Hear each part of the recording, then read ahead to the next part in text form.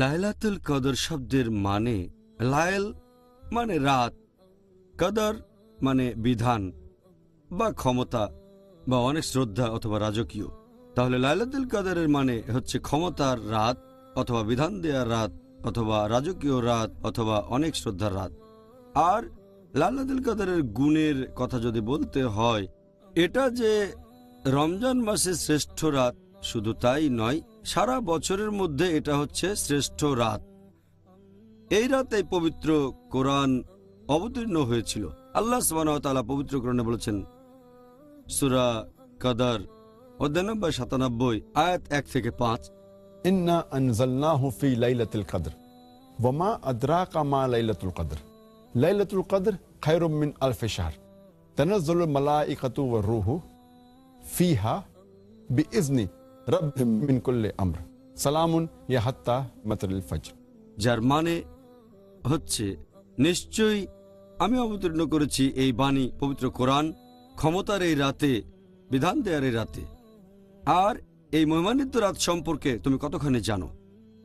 ক্ষমতার এই রাত এটা হাজার মাস অপেক্ষা শ্রেষ্ঠ। এই রাতে ফেরেশতাগণ এবং রূহ তারা তাদের প্রতিপালকের অনুমতিক্রমে অবতীর্ণ হয় প্রত্যেক কাজে।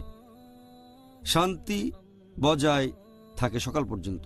তাহলে কোরআনের এই আয়াত থেকে আমরা জানতে পারি যে এই রাত লাইলাতুল কদর, ক্ষমতার রাত, বিধান দেওয়ার রাত, এটা সারা বছরের মধ্যে শ্রেষ্ঠ রাত।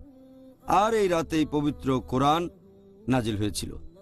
আরও বলা হয়েছে এই ক্ষমতার রাত রাজকীয়, অনেক শ্রদ্ধার, মহিমান্বিত।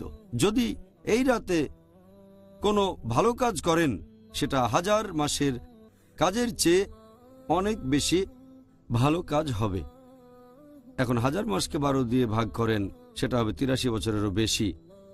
এটা মানুষের গড়পড়তা আয়ুর চেয়েও বেশি সময়। যদি আল্লাহর ইবাদত করেন এই একটা রাতে, সেটা আপনার সারা জীবনের ইবাদতের চেয়ে ভালো। এছাড়াও বলা হয়েছে যে এই রাতে ফেরেশতাগণ এবং রূহ পৃথিবীতে নেমে আসেন আল্লাহ সুবহানাহু ওয়া তাআলার অনুমতিক্রমে। আর এই রাতে শান্তি বজায় থাকে সকাল পর্যন্ত। এছাড়াও পবিত্র কোরআনে উল্লেখ করা হয়েছে সূরা দুখান অধ্যায় নম্বর 44 আয়াত ৩ ও ৪ যে আমি তো এই পবিত্র কোরআন অবতীর্ণ করেছি এক আশীর্বাদের রজনীতে, আর শয়তান সম্পর্কে সতর্ক করেছি। আর এই রজনীতে সকল বিষয় স্থির করা হয়। আর এই রাত লাইলাতুল কদর। কদর এর আরেকটা মানে পরিমাপ। এটা আছে পবিত্র কোরআনে সূরা কামার অধ্যায় নম্বর 54 আয়াত নম্বর 49, নিশ্চয়ই আমি প্রত্যেক জিনিস সৃষ্টি করেছি নির্ধারিত অনুপাত এবং পরিমাপে। তাহলে কদর এটা হচ্ছে অনেকটা তাকদীরের মতো। এটা বিধান দেওয়ার রাত যে আল্লাহ সুবহানাহু ওয়া তাআলা অবতীর্ণ করেন বিধান বা তাকদীর, যে সারা বছর ধরে কি কি ঘটবে এই লাইলাতুল কদর থেকে পরের লাইলাতুল কদর পর্যন্ত।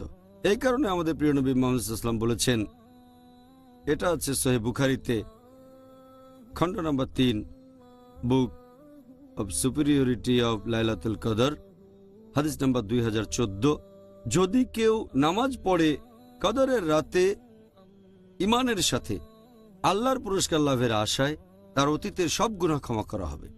এই হচ্ছে কদরের রাত্রির গুণ এবং মহত্ব। অবশ্যই এটা খুব সুন্দর রাত।